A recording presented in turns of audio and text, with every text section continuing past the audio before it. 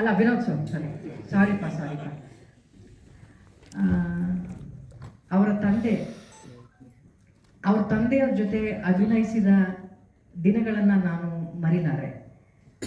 ಅವರ ಡೈರೆಕ್ಷನಲ್ಲೂ ಕೂಡ ನಾನು ಆ್ಯಕ್ಟ್ ಮಾಡಿದ್ದು ತುಂಬ ವಿಶೇಷ ಅಂತ ನನಗೆ ಅನಿಸುತ್ತೆ. ಅವ್ರು ಡೈರೆಕ್ಷನ್ ಮಾಡುವಾಗ ನನ್ನನ್ನು ತುಂಬ ಮುದ್ದಾಗಿ ಒಂಥರ ನಾನು ಯಾವತ್ತೂ ಅವ್ರ ಹೀರೋಯಿನ್ ಥರ ನನ್ನನ್ನು ಟ್ರೀಟೇ ಮಾಡ್ತಾ ಇರಲಿಲ್ಲ. ಮರಿ ಬಾಮರಿ ಇಲ್ಲಿ ಪುಟ್ಟು ಮರಿ ಬಾರೋ ಹಿಂಗೆ ಅನ್ನೋರು ಒಂಥರ ಅವ್ರು ಪಾಂಬ್ರಿನ ಮರಿ ಥರ ನನ್ನನ್ನು ಟ್ರೀಟ್ ಮಾಡೋರು ಅವರು. ನನಗೆ ಆ ದಿನಗಳನ್ನ ನಾನು ಮರೆಯೋಕ್ಕೆ ಚಾನ್ಸ್ ಇಲ್ಲ. ಅವ್ರನ್ನ ಕೇವಲ ಒಬ್ಬ ಕಲಾವಿದನಾಗಿ ಮಾತ್ರ ನಾನು ನೋಡಿಲ್ಲ, ಒಬ್ಬ ನಿರ್ದೇಶಕರಾಗಿ ನಾನು ಅವ್ರ ತಂದೆಯನ್ನು ಪ್ರಭಾಕರ್ ಸರ್ನ ನಾನು ನೋಡಿದ್ದೀನಿ. ಅದಾದಮೇಲೆ ವಿನೋದ್ ಅವ್ರ ಜೊತೆ ನಾನು ಕೆಲಸ ಮಾಡಿದ್ದು ಅಂದರೆ 2 ತಲೆಮಾರು ನಾನು ಕೆಲಸ ಮಾಡಿದ್ದೀನಿ. ಅದೇನು ವಿಶೇಷ ಅಂತ ನನಗೆ ಅನಿಸಲ್ಲ. ವಿನೋದ್ ಅವರು ಮುಂದಿನ ತಲೆಮಾರು ಕೂಡ ನೆನಪಿನಲ್ಲಿ ಇಟ್ಕೊಳ್ಳುವಂಥ ಪೊಟೆನ್ಷಿಯಲ್ ಇರುವಂಥ ಒಬ್ಬ ಕಲಾವಿದ ಅಂತ.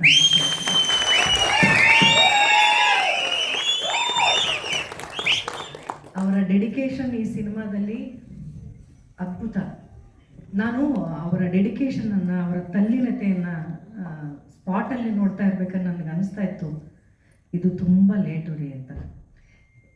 ವಿನೋದ್ ಅವ್ರಿಗೆ ಇರುವಂಥ ಪೊಟೆನ್ಷಿಯಲ್ಲು, ಅವ್ರಿಗಿರುವಂಥ ಆಸಕ್ತಿ, ಅವ್ರಿಗಿರುವಂಥ ಪ್ರೀತಿ, ಅವ್ರಿಗಿರುವಂಥ ಗೌರವ ಈ ಸಿನಿಮಾ ಮೇಲಿದೆಯಲ್ಲ, ಅದು ತುಂಬ ಅಪರೂಪದಲ್ಲಿ ಅಪರೂಪ. ನಾವೆಲ್ಲ ತುಂಬ ಅಪರೂಪಕ್ಕೆ ರವಿಚಂದ್ರನ್ ಸರ್ ಅವರಲ್ಲಿ ಇದನ್ನೆಲ್ಲ ನೋಡಿದ್ದೀವಿ ನಾನು. ಅವರು ಉಸಿರಾಡೋದೇ ಸಿನಿಮಾನ, ಅವ್ರು ನಿಂತರೆ ಸಿನಿಮಾ, ಎದ್ದರೆ ಸಿನಿಮಾ, ಹೀಗೆ ಸಿನಿಮಾಗೋಸ್ಕರನೇ ಬದುಕಿರುವಂಥ ಲೆಜೆಂಡ್ಗಳನ್ನು ನೋಡಿದ್ದೀವಲ್ಲ.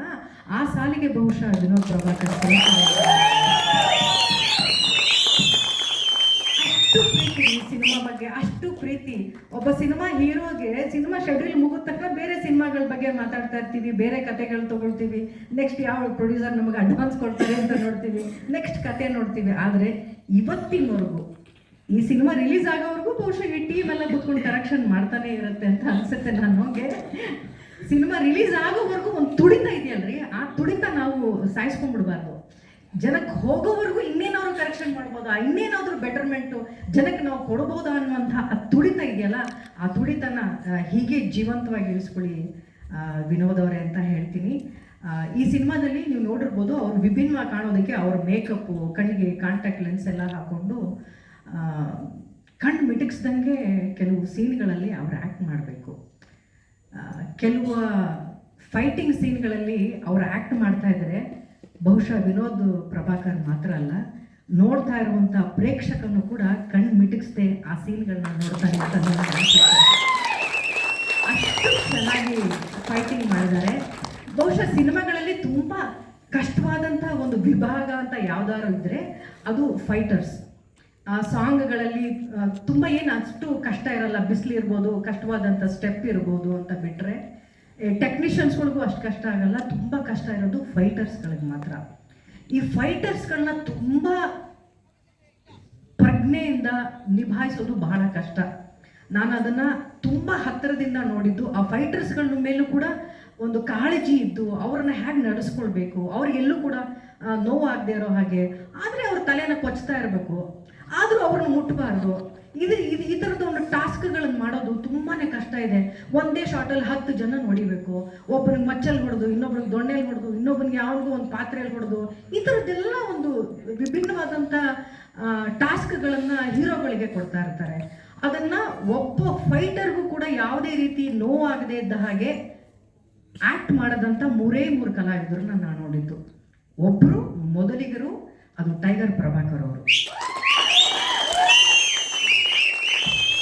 ಅದಾದ್ಮೇಲೆ ಫೈಟರು, ಸರ್ ಏನು ಫೈಟೇ ಆಗಿಲ್ವಲ್ಲ ಸರ್, ಹೆಂಗ್ ಸರ್ ಇದು ಅಂತ ಆಶ್ಚರ್ಯ ಪಡೋ ಹಾಗೆ ನಡೆಸಿದಂಥ ಮತ್ತೊಬ್ಬ ಕಲಾವಿದ ಯಾರಾದ್ರೂ ಇದೆ, ಅದು ದರ್ಶನ್ ಅವರು.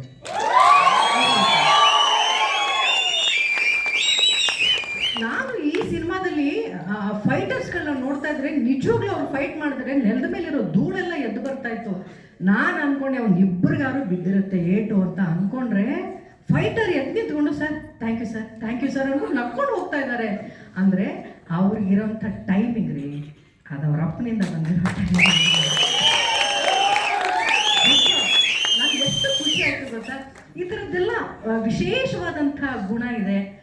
ತುಂಬ ವಿಶೇಷವಾದಂತಹ ಕಾಳಜಿ ಇದೆ, ಆಸಕ್ತಿ ಇದೆ. ಅದು ನನಗೆ ತುಂಬ ಖುಷಿಯಾಗುತ್ತೆ. ವಿನೋದ್ ಅವರು ತುಂಬ ದೊಡ್ಡ ಎತ್ತರಕ್ಕೆ ಬೆಳಿಬೇಕು.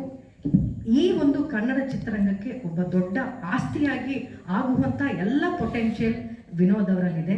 ನಿಮ್ಮೆಲ್ಲರ ಆಶೀರ್ವಾದದಿಂದ ಈ ಸಿನಿಮಾ ದೊಡ್ಡ ಯಶಸ್ಸಿನ ಮೂಲಕ ಕನ್ನಡ ಚಿತ್ರರಂಗಕ್ಕೆ ಒಂದು ಒಳ್ಳೊಳ್ಳೆ ಸಿನಿಮಾಗಳು ಕೊಡಲಿ ಅಂತ ನಾನು ಪ್ರೀತಿಯಿಂದ ಹಾರೈಸ್ತೀನಪ್ಪ.